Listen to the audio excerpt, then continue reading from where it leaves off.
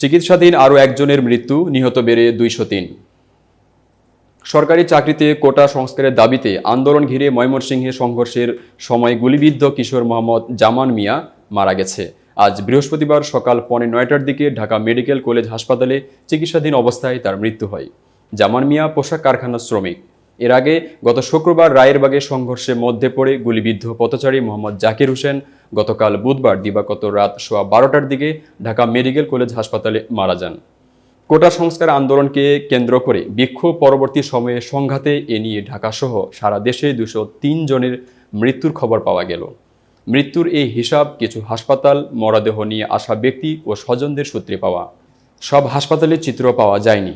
জামান মিয়ার মৃত্যুর বিষয়টি নিশ্চিত করেছেন ঢাকা মেডিকেল কলেজ হাসপাতাল পুলিশ ফাঁড়ির পরিদর্শক মোহাম্মদ বাচ্চু মিয়া। তিনি আজ গণমাধ্যমকে বলেন, জামান মিয়ার লাশ ময়না তদন্তের জন্য ঢাকা মেডিকেল কলেজের মর্গে রাখা হয়েছে। পোশাক শ্রমিক জামান মিয়ার বড় ভাই রায়হান মিয়া আজ গণমাধ্যমকে বলেন, জামান মিয়া ময়মনসিংহ সদরের শেখের চরের বাবুরহাটে একটি মেসে থাকত। গত রোববার বিকেলে শেখের চরের এলাকায় আন্দোলনকারীদের সঙ্গে পুলিশের সংঘর্ষ হয়। এ সময় জামান সেখানে গেলে গুলিবিদ্ধ হয়। গুলি তার পেটের বাঁ পাশ থেকে ঢুকে ডান পাশ দিয়ে বেরিয়ে যায়। শরীরে একাধিক স্থানে। এতক্ষণ বার্তা বৈঠকের সাথে থাকার জন্য ধন্যবাদ। নতুন নতুন তথ্য ও সংবাদ পেতে বার্তা বৈঠকের ইউটিউব চ্যানেল ও ফেসবুক পেজের সাথেই থাকুন।